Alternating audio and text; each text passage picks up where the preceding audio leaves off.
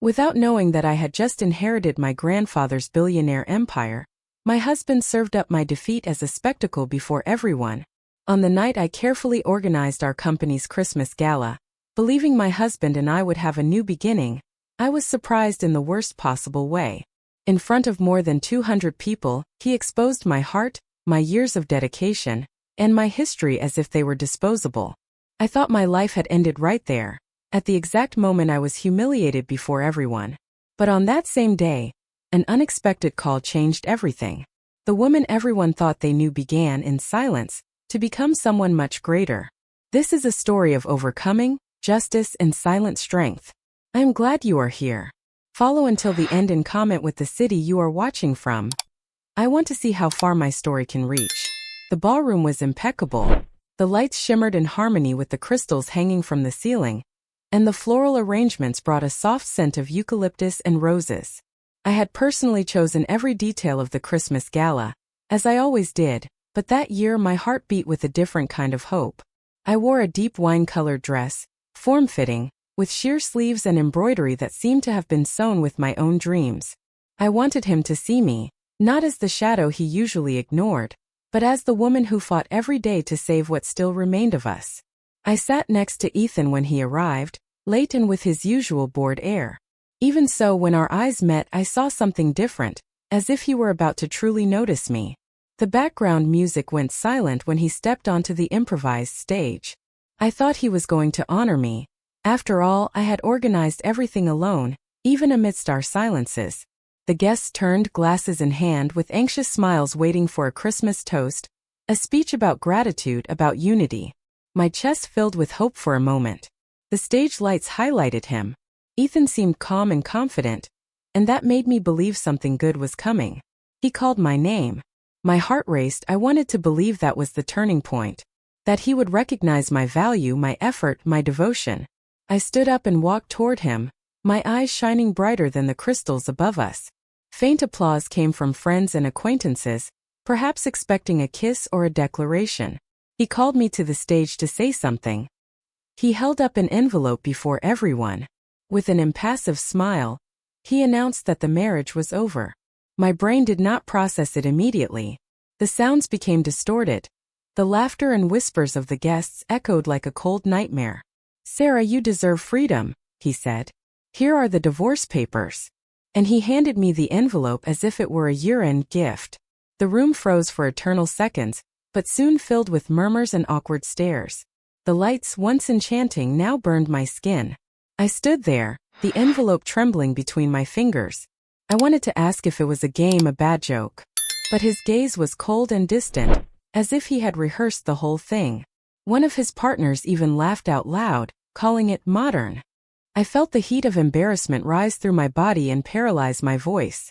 None of the women there said anything, perhaps out of fear, perhaps out of pity. The dress I chose with such care now suffocated me. I walked off the stage in silence. The shame was so great that I couldn't even look for someone I knew. The pain came in waves, each one stronger, and I couldn't breathe properly. Public humiliation was worse than any private argument. My world was collapsing in front of cameras, flashes, and looks of disguised compassion. I passed through the glass doors, feeling my legs fail. The night air hit my face like a slap of reality. I felt the salt of tears before realizing I was crying. I got into the car and asked the driver to take me home, but he hesitated. Perhaps he was waiting for another order, perhaps afraid I would collapse right there. In the back seat, I hugged my purse, trying to maintain control. The phone vibrated. An unknown number. I answered without thinking. The voice on the other end was feminine, firm, and direct. "Sarah Whitmore?"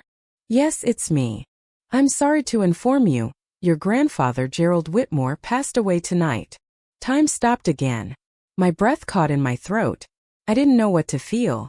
Gerald had been a ghost who haunted my childhood with his absence, and now he appeared at the end of the most devastating night of my life. The woman continued. "You need to come to the office tomorrow at 10 o'clock. It's important." I didn't ask why.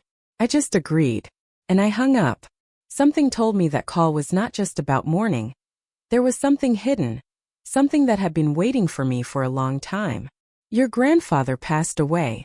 And you need to come to the office tomorrow." I was overtaken by dormant memories. My grandfather was always a distant presence, more of a legend than a real man in my life. I grew up hearing stories about his power, his empire, his coldness. In old photos he seemed unreachable. I remember the Christmases when he sent expensive gifts but never appeared. My mother cried in silence. My father was quiet. I tried to pretend I didn't care, but I always did. I wished I had had the chance to truly know him. He would come to parties every once in a long while, always with a gold watch on his wrist and a hurry he never explained. When I tried to get close, he would turn away, but never in a cruel way, just distant. When I turned 15, he sent me a sapphire necklace. I still keep it. That was the closest I ever got to a gesture of affection from him. I wondered as I stared at the night through the car window, why he had asked to see me now. Even after death, there were questions that were never answered. Like, why did he distance himself?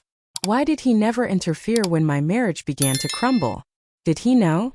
Did he see what I pretended to hide? And why, among all the grandchildren and relatives, had he requested my presence at that exact moment? A part of me, wounded, did not want to create hope. But the other, the one that still desired to be seen, clung to the slightest possibility of meaning. But he never completely cut the ties. I arrived home late at night. The lights were on. The door was open. Ethan was waiting for me in the hallway, as if I owed him an explanation. "You just left?" he asked with that sharp coldness. "After what you did? Was I supposed to applaud you?" I replied without raising my voice. But he wasn't interested in listening. He was irritated because for the first time I had left him talking to himself. "You exposed me," he said. I almost laughed, as if I were the guilty one. Before I could retort, he crossed his arms. "You can't act like you're the victim." I felt like screaming, but I took a deep breath. "Is the theater over?" I asked. He took a step to the side. "There is someone waiting for me." I went up the stairs as if I were floating, already predicting what I would find. And there she was, Lily, sitting on the edge of our bed, with the fakest expression I have ever seen. As if she had been there for a long time. As if she belonged. Lily was sitting on our bed. I said nothing. I just closed the door slowly, like someone closing a chapter. I went back downstairs, took my purse and keys. I walked through the house in silence, touching objects, memories, the remains of a life I thought would last forever. The wedding photograph was still on the shelf. I turned it face down. The flowers from the last celebration were still fresh. I ran my fingers through them and let a few petals fall to the floor. The driver was still outside. I asked him to wait. I looked at my house for the last time, with eyes that no longer belonged to that life. I didn't cry. I didn't scream. I just let the silence speak for me. Every wall held memories, but none of them deserved my return. That house was no longer a home. It was a cemetery of illusions.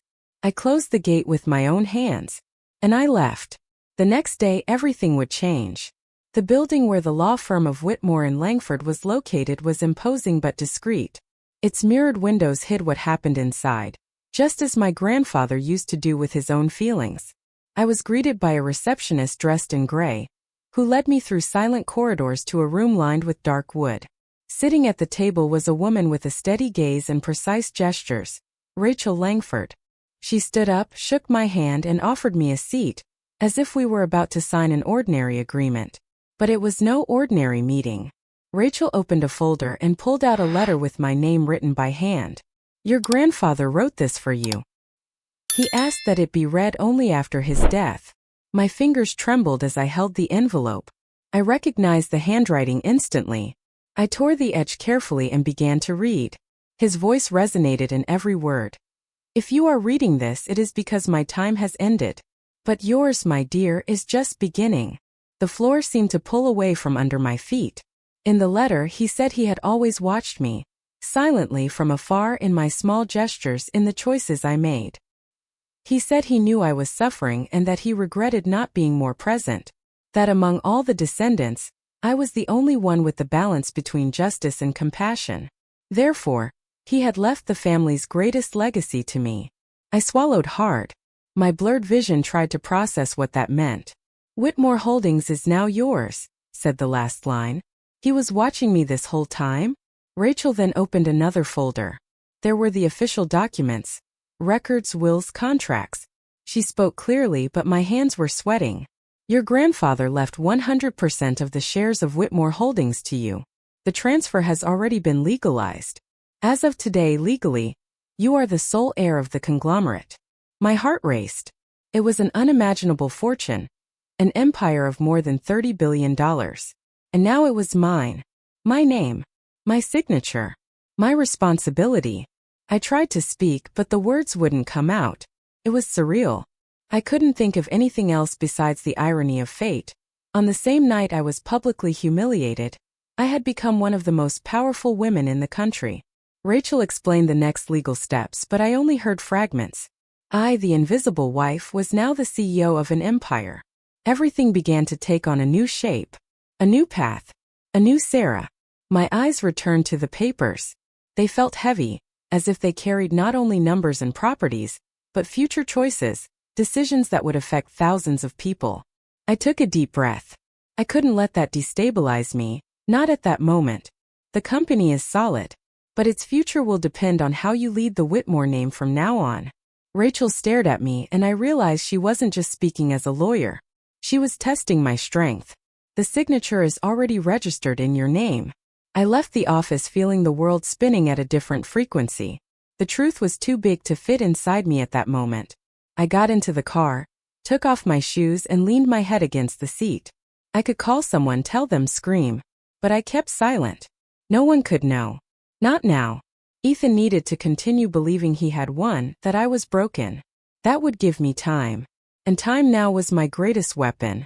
I closed my eyes for a moment and heard myself whisper, calm. Control. The decision was born right there, in the back seat of that car. I wouldn't tell anyone. Not old friends, not family, not the press. I needed to understand the game before playing it. Ethan taught me with cruelty how appearances manipulate everything. Now it was my turn to wear a mask. Except mine would be made of steel. In silence. First I need a plan. I walked through the front door as if nothing had happened.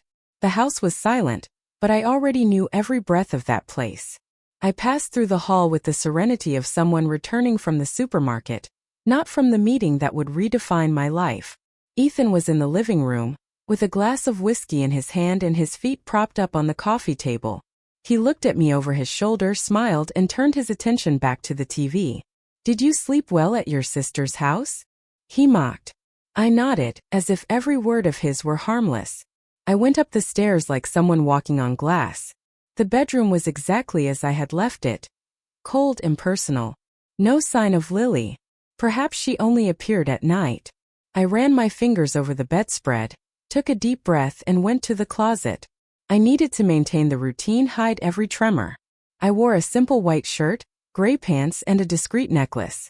When I returned to the living room, Ethan was pretending to be immersed in a virtual meeting. I made coffee, sorted old papers, read emails.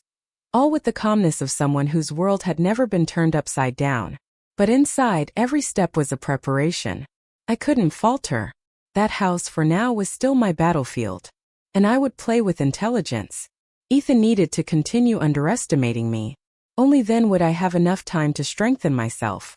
And the first step was to seek support from someone who truly knew how to play in this world that my grandfather dominated for decades. I needed someone on the inside. And I already knew who. Ethan smiled as if he had already won.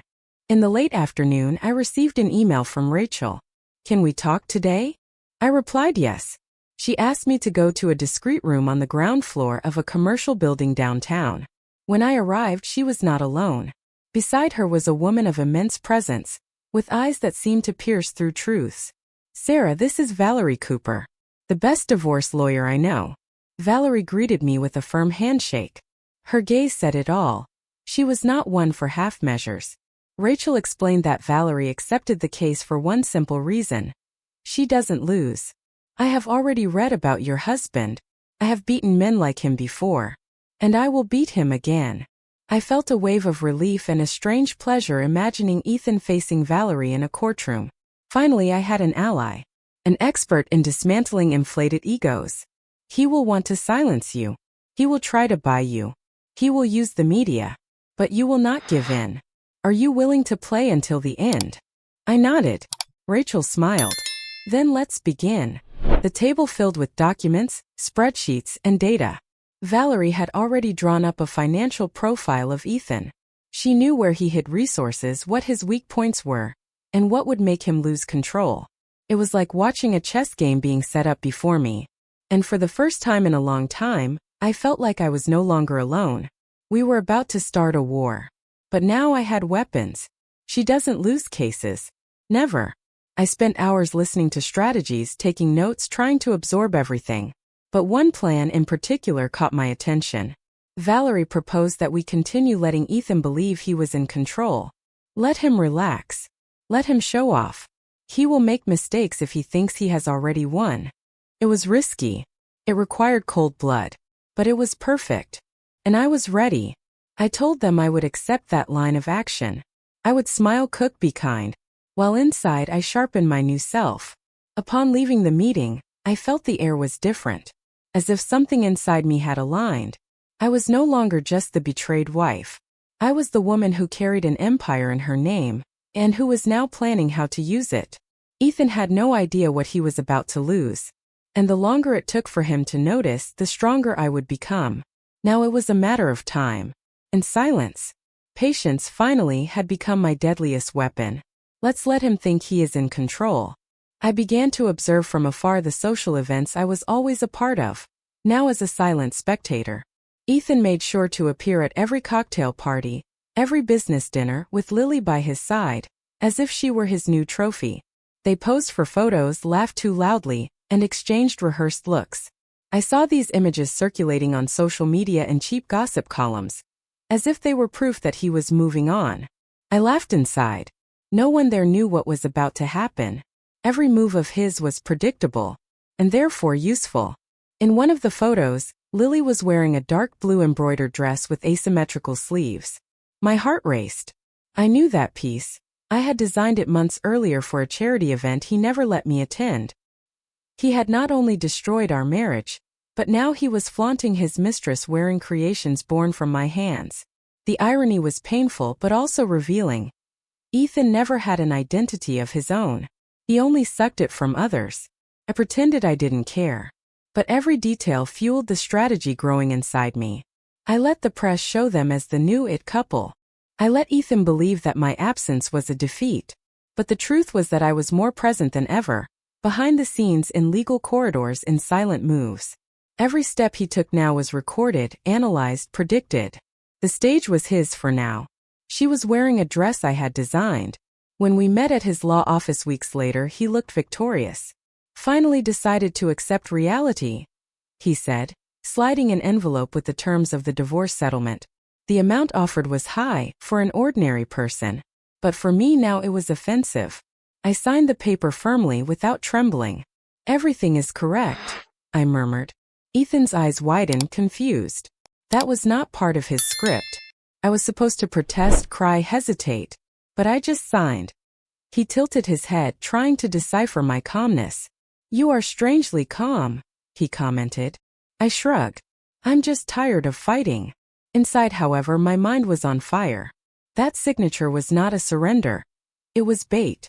The filed agreement would be just the beginning of the turnaround he didn't see. Ethan leaned back in his chair, relaxing. I think deep down you knew it was better this way.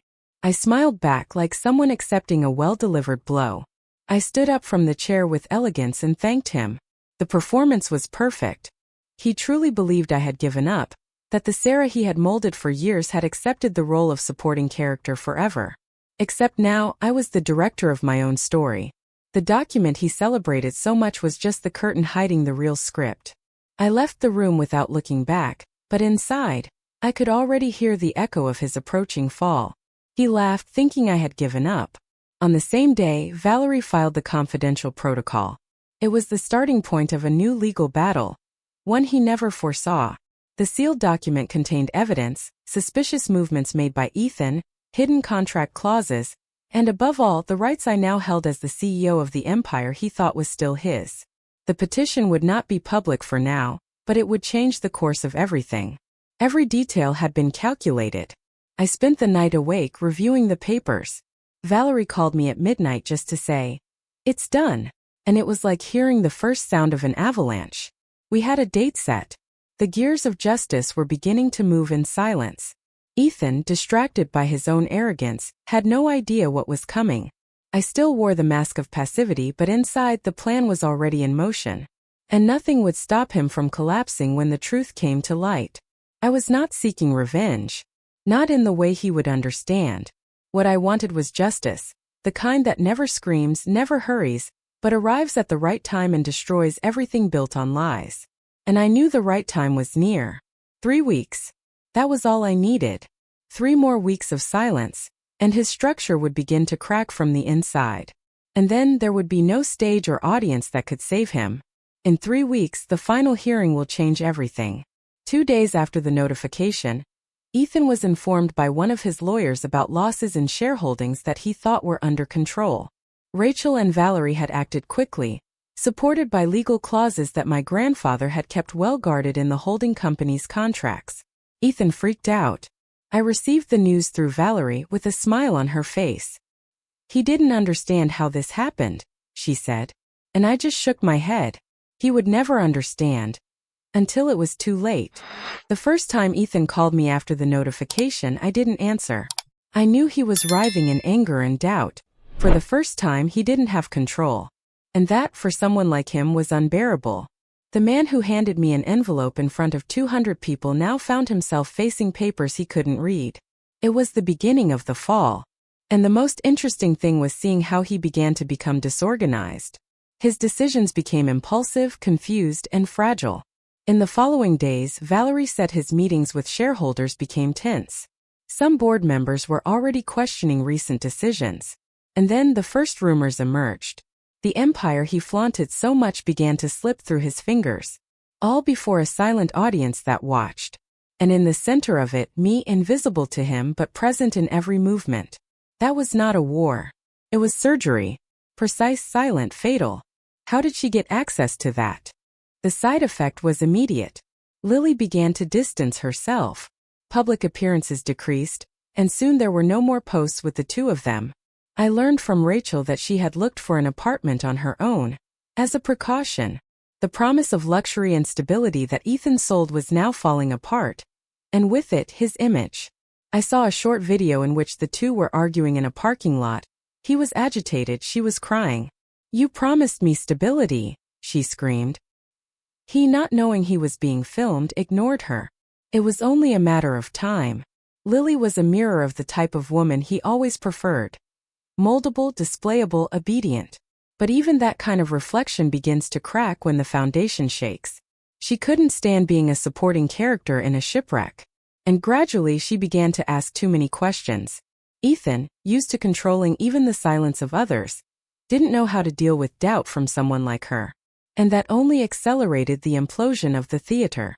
I, for my part, kept my routine intact. Coffee, discreet appointments, silence. But my eyes, even from a distance, saw everything. The farce was losing strength. The role of powerful new couple was collapsing at the same speed it appeared. Lily was beginning to understand that love and a storefront are very different things. And Ethan was beginning to realize he was being left alone. "This is not what you promised me." The final straw came at a charity event. I was invited as a courtesy, and I decided to go. I knew Ethan would be there. When I arrived, in a simple black dress and a pearl necklace, he locked his gaze on me as if he didn't expect me to have the courage. But I did. And I didn't look away. He came to me minutes later with 10 steps.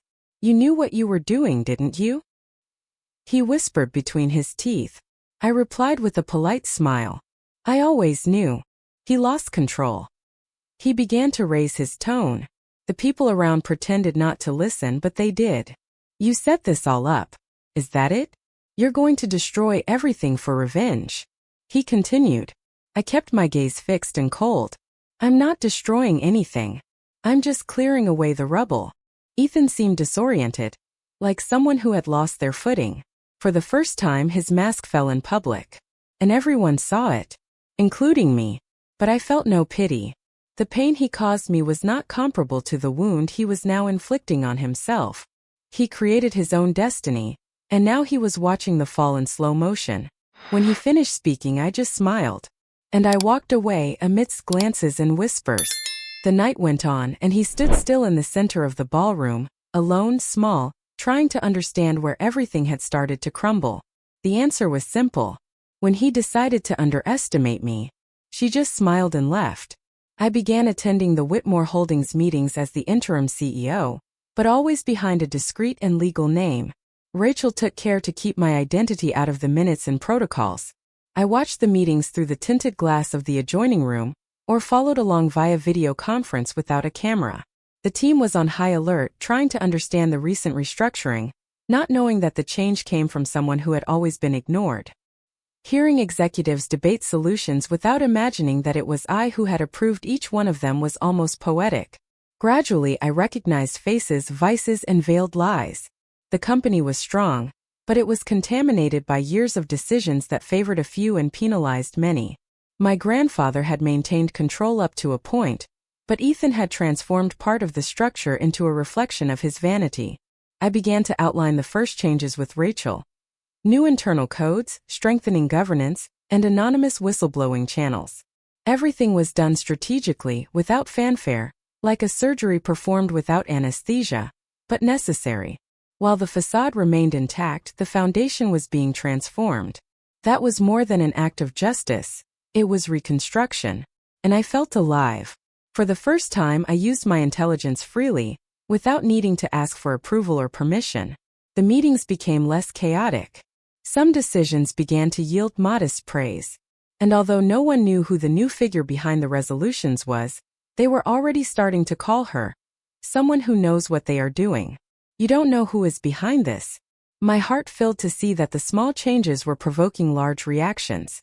We suspended suspicious contracts, revised environmental policies, and began investing in social impact projects. Rachel said I was idealistic but realistic. And perhaps she was right. I didn't just want to clean the family name, I wanted to honor it. For the first time, I felt I was living up to the last name I carried. And not because of the money, but because of what I did with it. The hallways of Whitmore Holdings seemed to breathe differently. The employees came to work with less tension. The departments began to communicate more fluently. It was as if the empire were waking up from a long nightmare. I walked through the rooms discreetly, absorbing.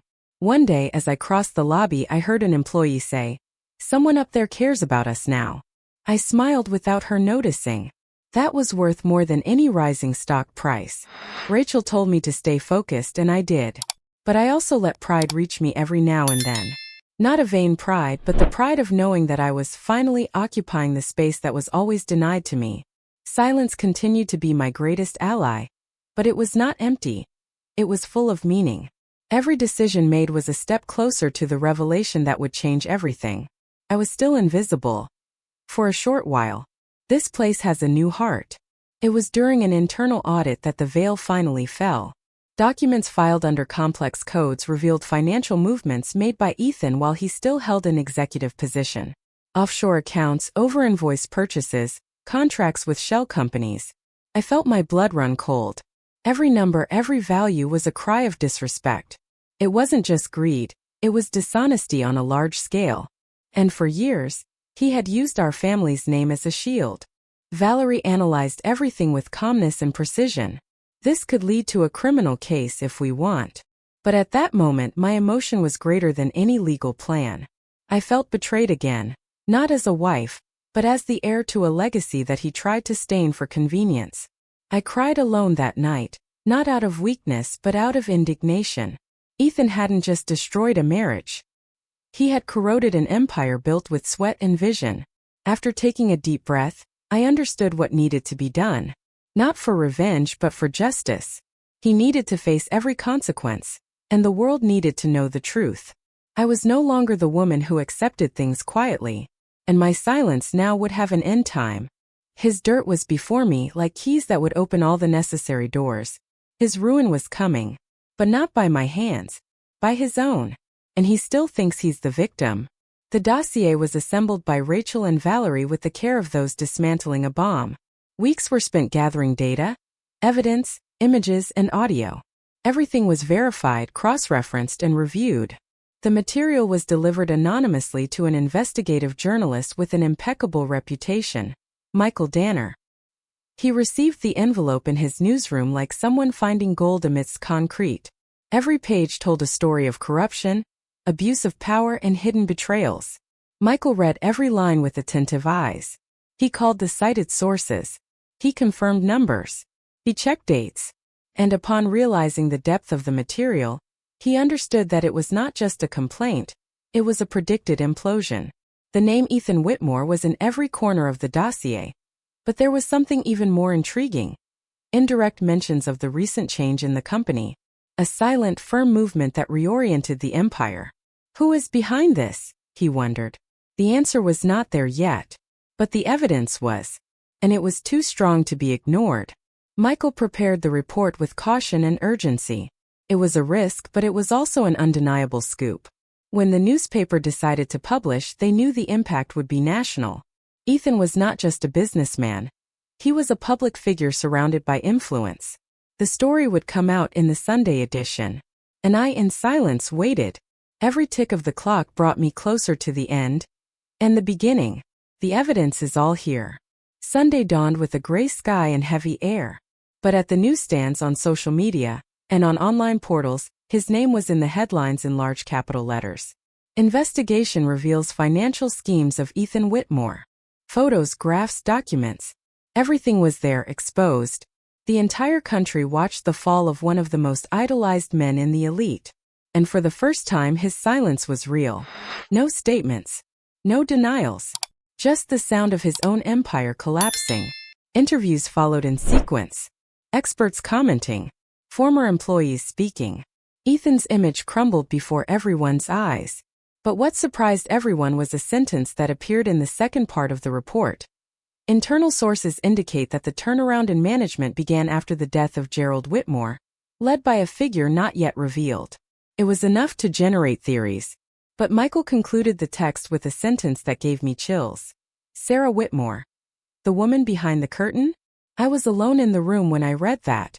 The name he thought he had buried now resurfaced as the seed of a new era. I made no announcements. I didn't deny or confirm. Doubt was my ally for now.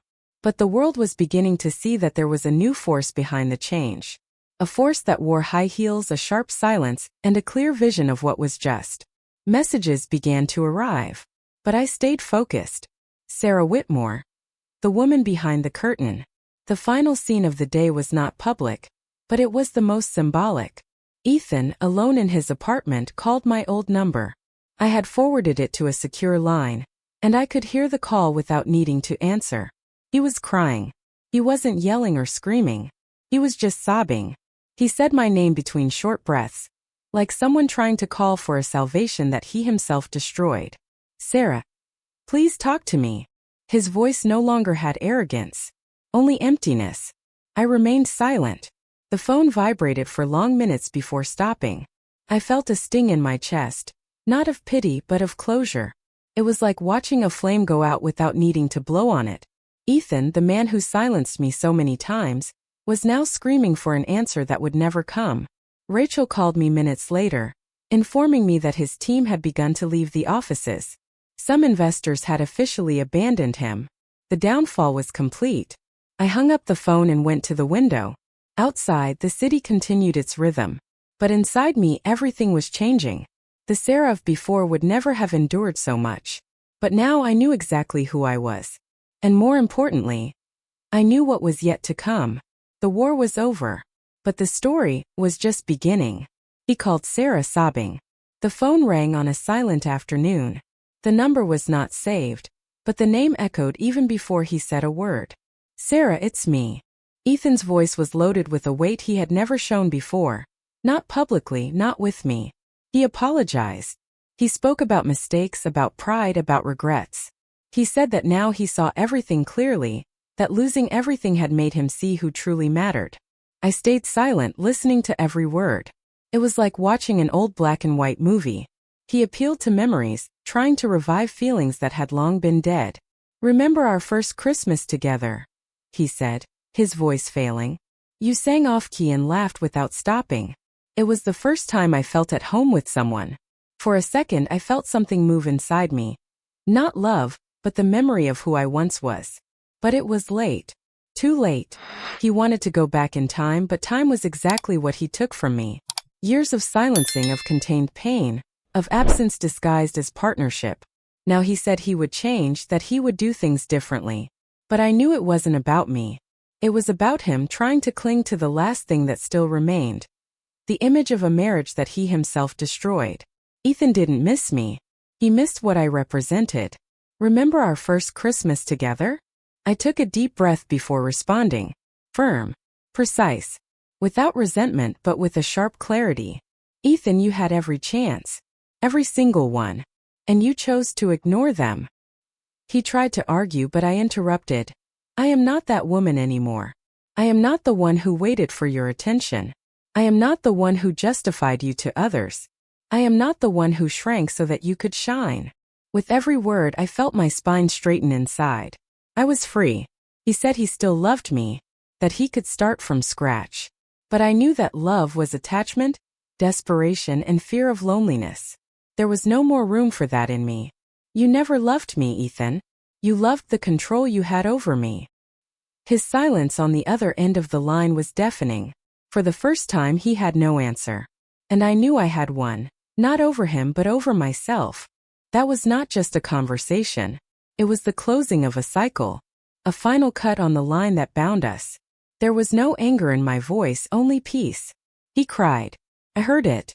But I did not allow myself to falter. The Sarah he knew had died. And the woman talking to him now was about to be reborn before everyone. One last breath. One last word. I am not that woman anymore. I hung up the phone and stood there, staring into the emptiness. A light sensation took over my chest, as if a door had been closed and locked forever. I walked to the window and stared at the gray sky. It was as if the world were finally giving me back the time that was stolen from me. I no longer needed to pretend or fight against ghosts. Ethan was part of a chapter that would not be reread. The story was now different, with another protagonist. I wrote a final message without emotion, without poison. Just truth. Goodbye, Ethan. Forever. I sent it and deleted the number. The cell phone went silent. Inside me, a whole field of possibilities opened up. For the first time I was not defined by him. Not by the marriage, not by the pain. I was defined by myself. And by what I would do with everything I inherited, not just the empire but the courage to start over. Goodbye, Ethan. Forever. The day of the hearing arrived with a clear sky and heavy air. I wore a white suit, minimalist, and tied my hair in a firm bun. As I entered the courtroom, the flashes of the cameras lit up my face. The press was present. The financial scandal had made Ethan a public figure of collective interest. Everyone wanted to see how that story would end. I walked in silence to the bench, feeling eyes weighing on me. I did not tremble. Every step was firm. Ethan arrived shortly after, haggard, in a dark suit with deep circles under his eyes. Lily was not there. No ally accompanied him. He sat meters away from me and avoided my gaze. The judge entered and the session began. The voices of the lawyers filled the room, but I stayed focused on what was to come. The divorce papers were on the table. The formal end of an entire life. But that was only the beginning of the real turnaround. The judge asked for silence. Is there any other point to be presented? Rachel stood up and handed over a sealed envelope. Inside were the inheritance documents, the legal appointment as CEO, and proof that the entire business structure now belonged to me. The judge read every line with attention. He looked up, then looked back at the papers. Finally, he stared at me with an expression I didn't expect. Respect. And then he said, Mrs. Whitmore, everything is in order. Everyone was present, including the press. The room fell silent. Ethan looked up for the first time. His face turned pale as he heard my new title, CEO of Whitmore Holdings. Some reporters began to whisper, typing quickly. The woman he discarded before everyone now revealed herself to be the sole heir of everything he tried to control. The impact was immediate. Even the judge took a deep breath before continuing. It was more than a formality. It was a symbol. A cut between past and future. Rachel asked for the floor again. She read aloud the final part of the letter left by my grandfather. I leave to my granddaughter what I built with the certainty that she will know how to do what is right. I did not hold back my tears, but they were not tears of pain. They were tears of honor. The truth finally was coming to light. And the whole world was there to see it. No revenge could be more powerful than that moment. Valerie smiled at me with pride. Ethan remained motionless as if time had stopped.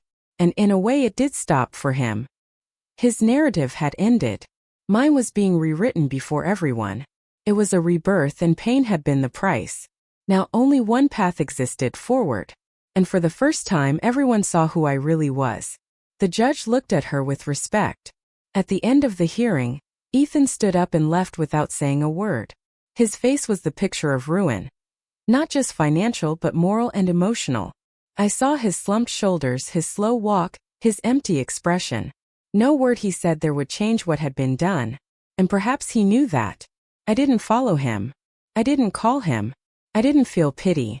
I just remained standing until I saw him disappear through the door. When I left the courtroom, the sunlight hit my face with force. The cameras turned to me, the flashes multiplied, but this time I didn't need to pretend. I walked with my head held high. I was no longer the woman left on a stage with an envelope of divorce papers in her hands. I was the CEO of an empire. The woman who was reborn from her own pieces.